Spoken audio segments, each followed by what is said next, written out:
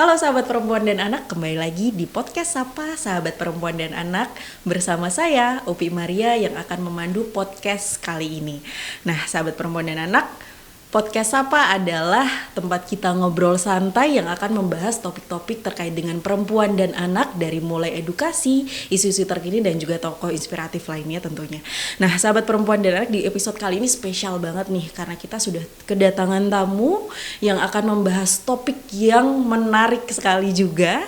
Beliau adalah Project Manager Program Eliminasi Lemak Trans Yayasan Lembaga Konsumen Indonesia atau YLKI, Bapak Sudaryatmo. Selamat datang Bapak, apa kabar? Ya, terima kasih diundang di podcast Sapa.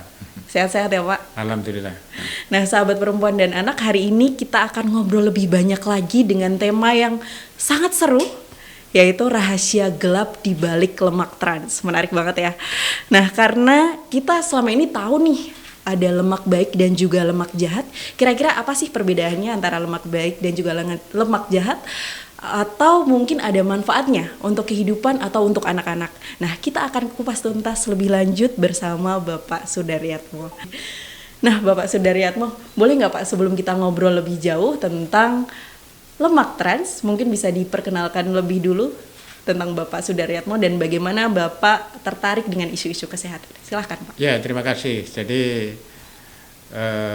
sebelum saya terlibat di program eliminasi lemak trans itu, sebelumnya di YLKI beberapa kegiatan yang pernah dilakukan adalah kita melakukan survei literasi pangan sehat di Kota Depok dan Solo. Kemudian kita juga melakukan observasi kantin sekolah. Itu di Depok dan Solo, dan hasilnya kita sudah sampaikan ke Pemda masing-masing, dan kita juga jadikan edukasi kepada konsumen, kepada masyarakat, kepada orang tua murid dan juga pihak sekolah gitu loh. Kemudian saya juga pernah terlibat di program pangan laut berkelanjutan. Jadi bagaimana konsumen itu mestinya mengetahui asal-usul pangan laut itu tadi. Dia ditangkap dengan cara apa, terus apakah dia memenuhi kriteria berkelanjutan sampai kita mendorong supaya kalau kita beli pangan segar di retail itu ada informasi traceability-nya, asal usul ini ikan dari mana, dibudidayakan atau ditangkap, sampai seperti itu. Dan yang lebih penting bagi konsumen itu memastikan bahwa dari harga yang dibeli itu didistribusikan secara merata kepada seluruh rantai pasok pangan laut, khususnya nelayan gitu loh, khususnya nelayan. Karena dari riset yang dilakukan sebuah lembaga di Inggris itu di perdagangan pangan laut secara global itu porsi nelayan itu hanya mendapatkan 4% dari nilai yang dibayar konsumen kan gitu loh.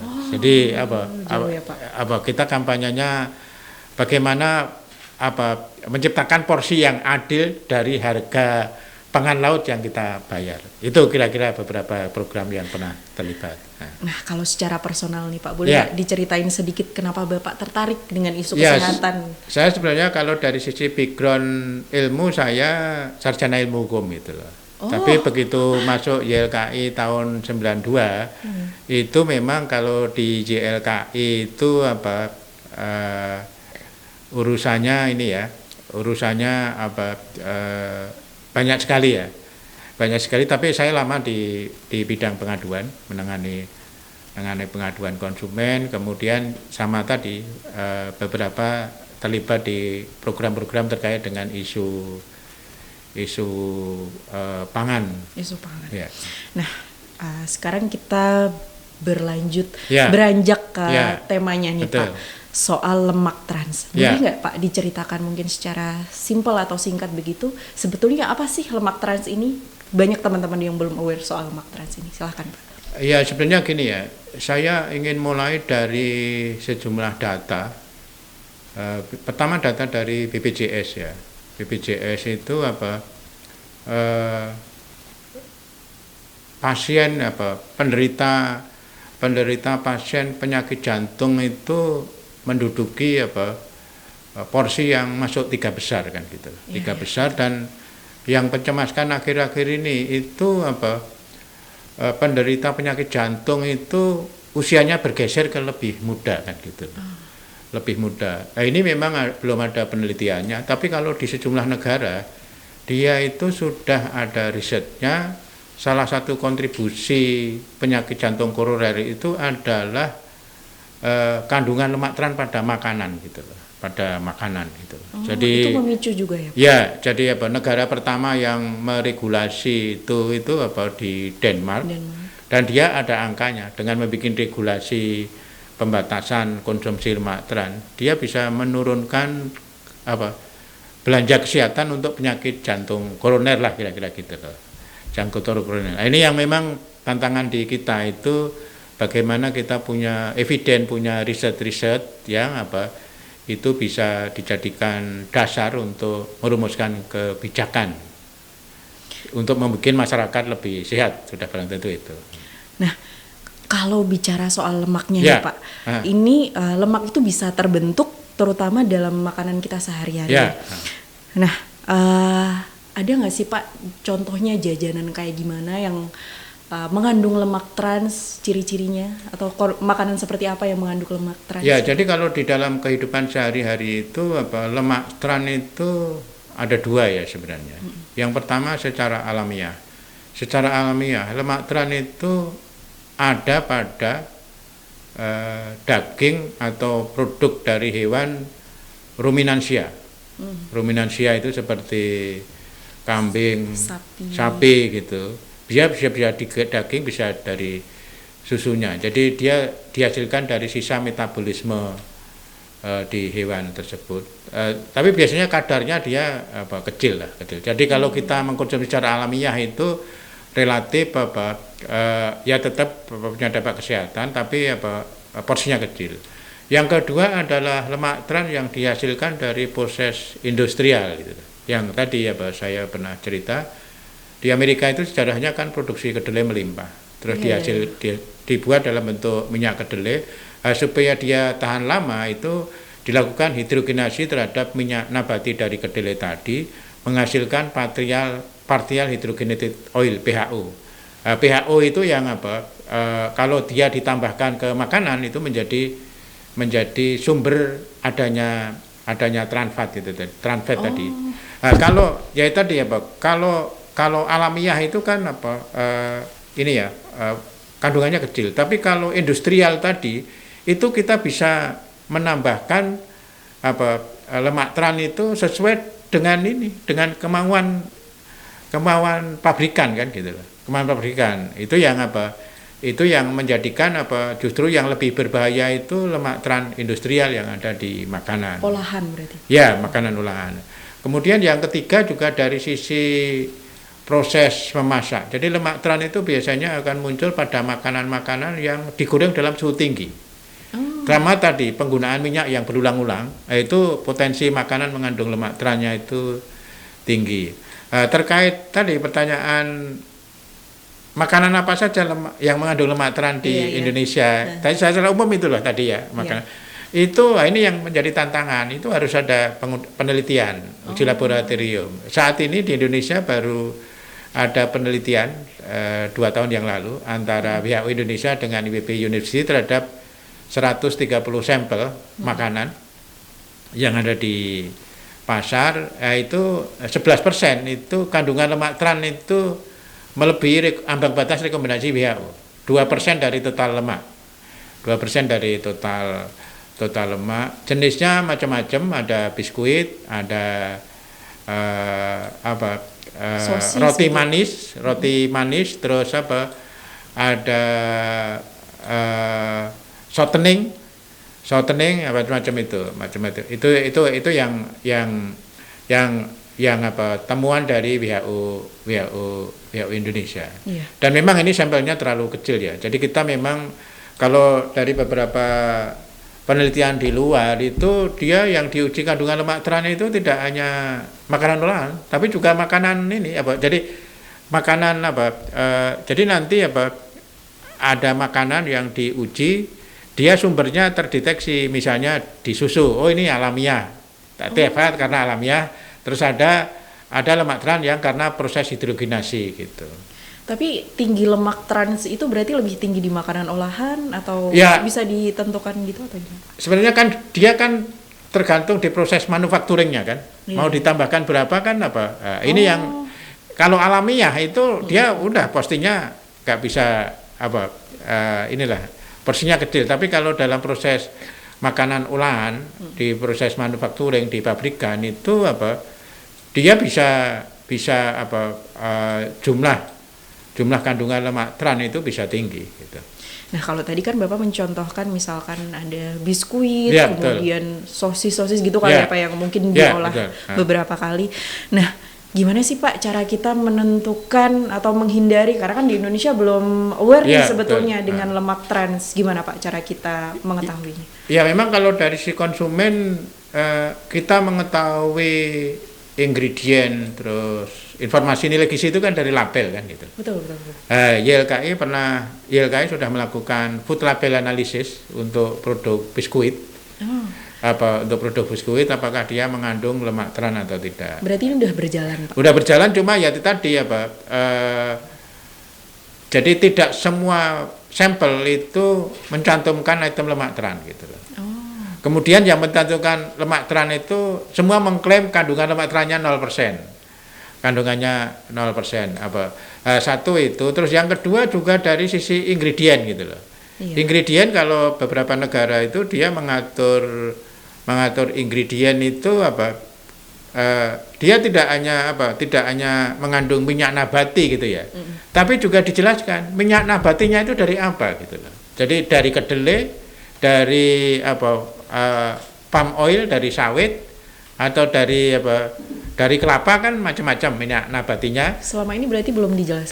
Belum. Dan dijelaskan juga ada tambahan, apakah minyak nabati itu dilakukan proses hidrogenasi atau tidak. Itu harus dijelasin gitu loh. Karena kalau dia mengandung minyak nabati, katakanlah dari palm oil atau kedelai, terus dilakukan proses hidrogenasi parsial, berarti dia mengandung lemak trans kan gitu. Pelabelan kita itu hanya terbatas mengandung minyak nabati gitu aja. Nabatinya dari apa aja nggak ada penjelasan. Kita pernah tanya ke Badan POM, kenapa informasinya tidak sedetail dengan pelabelan di luar? Ya alasan Badan POM kalau hewani itu disebutkan asalnya karena menyangkut kehalalan kan gitu. Oh iya. Tapi kalau nabati karena nggak ada penelitian halal itu nggak disebutkan. Tapi kalau dalam konteks lemak trans itu menjadi penting untuk mengetahui asal minyak nabati apa, sama tadi dilakukan proses hidrogenasi enggak.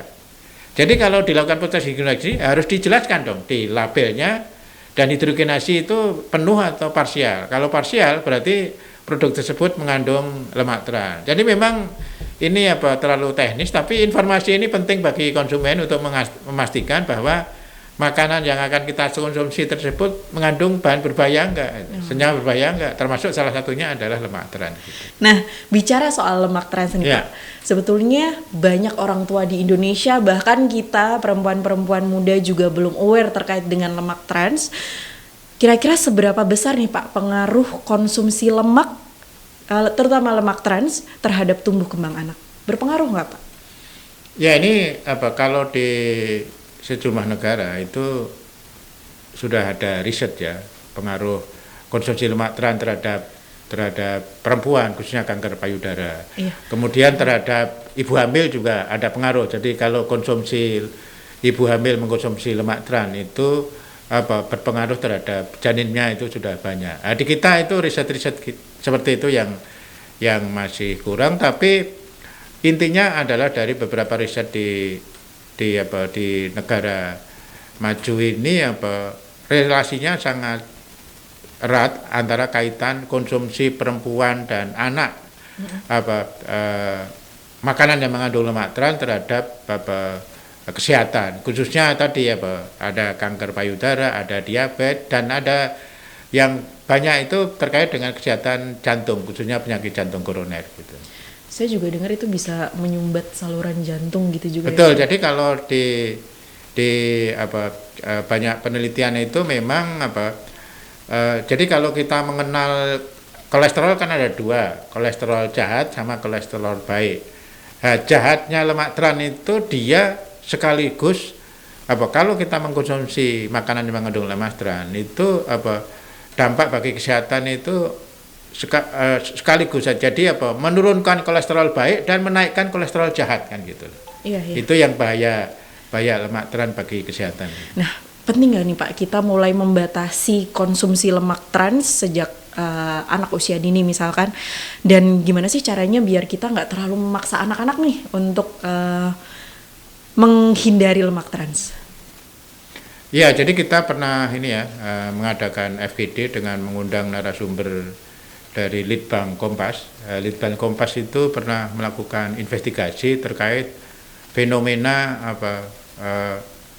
penderita penyakit jantung itu usianya semakin muda kan gitu loh. Semakin muda, dan memang di Litbang Kompas belum sampai meneliti terkait korelasinya dengan pola konsumsi, tapi itu diyakini bahwa tren penderita penyakit jantung usianya semakin muda itu tidak lepas dari pola konsumsi. Salah satunya pola konsumsi ya tadi mengandung kandungan lemak trans gitu. Nah, satu lagi nih Pak, untuk para orang tua dan juga anak muda yang mungkin peduli gizi, apa aja sih Pak mungkin alternatif makanan yang tidak mengandung lemak trans mungkin yang bisa dijadikan alternatif? Kira-kira ada saran nggak Pak? Ya, pertama ini kalau kita bicara makanan olahan itu membaca label. Walaupun tadi regulasi kita itu belum mewajibkan kemasan makanan kita mencantumkan kandungan lemak trans. Tapi paling enggak diusahakan ya, tapi Pak? Itu yang kita dorong. Jadi ya seperti biskuit itu kan walaupun kering karena minyak lemak trans itu kan dari minyak jenuh yang dihidrogenasi sehingga bentuknya padat gitu loh. Iya. Jadi walaupun bentuknya padat belum tentu tidak ada minyak lemak trans kan gitu. Yang kedua tadi menghindari atau mengurangi makanan-makanan yang dihasilkan dari makanan yang processing food gitu lah. Yeah. Seperti nugget, sosis, macam-macam itu. Kemudian yang berikutnya tadi menghindari makanan-makanan yang dimasak dengan penggorengan dengan suhu tinggi. Ada nugget, donat, kemudian ada kentang goreng, terus ada fried chicken macam-macam, kan semua digoreng dengan suhu tinggi. Sama tadi dihindari menggoreng makanan dengan berulang-ulang tadi gitu loh. Jadi sama tadi memilih jenis minyak goreng yang sehat. Di minyak goreng kan ada macam-macam, dari sawit, ada dari kelapa, ada macam-macam. Memang kalau di sini concernnya ke harga kan gitu. Betul. Nah, kita kan tahu nih Pak, kalau perempuan tuh punya peran yang krusial untuk menjaga pola makan keluarga. Nah, menurut Bapak nih, kenapa sih pentingnya bagi generasi muda khususnya perempuan untuk mulai sadar dan peduli dengan isu-isu lemak trans ini? Apa pesan Bapak? Kenapa kita harus aware nih dengan lemak trans? Ya, pertama ini terkait dengan upaya untuk meningkatkan derajat kesehatan. Jadi memastikan bahwa kita sebagai generasi muda yang produktif, tidak sakit-sakitan itu antara lain diupayakan dengan memastikan bahwa apa yang konsumsi kita itu memang tidak berdampak negatif bagi kesehatan tadi. Seperti yang tadi di riset banyak negara kan konsumsi lemak trans itu berkorelasi erat dengan penyakit jantung koroner. Satu itu. Kemudian yang kedua terkait dengan perempuan dan anak. Anak itu kan unik ya. Dia itu kan salah satu konsumen makanan, tapi pengambil keputusannya kan belum tentu anak kan, orang tua itu. Itu pentingnya literasi pangan sehat di kalangan orang tua, khususnya perempuan, gitu. Dan tadi situasi di lapangan kadang-kadang tidak mudah karena ada orang yang melampiaskan mewujudkan cita kasih dalam memenuhi permintaan anak itu loh. Padahal tidak semua permintaan anak itu baik bagi kesehatan kan gitu. Ini yang literasi pangan itu menjadi penting bagi orang tua khususnya perempuan. Nah, satu lagi nih Pak, kalau boleh memberikan pesan untuk anak-anak muda, terutama perempuan yang akan menjadi ibu juga nantinya, ada nggak pesan Bapak terkait pentingnya memilih makanan sehat sejak dini? Ya ini ya, pengalaman saya di YLKI mengikuti observasi sekolah itu sebenarnya sudah banyak sekolah yang dia aware punya kepentingan memastikan bahwa yang dikonsumsi anak-anak itu memang benar-benar makanan yang sehat, makanan yang sehat kan gitu, yang sehat Jadi itu salah satu adalah instrumen sekolah. Jadi menurut saya memang ada dua bisa menggunakan instrumen sekolah melalui kantin sekolah. Kemudian yang kedua di lingkungan keluarga itu dalam hal ini peran orang tua kan gitu.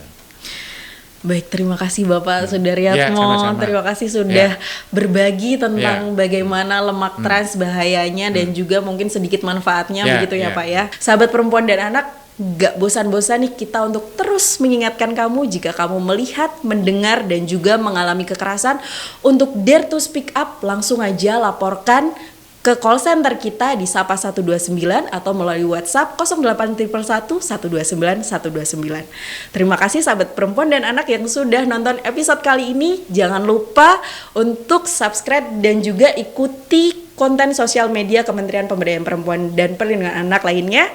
Saya Upi Maria pamit undur diri. Sampai jumpa di podcast selanjutnya. Perempuan berdaya, anak terlindungi menuju Indonesia Emas 2045.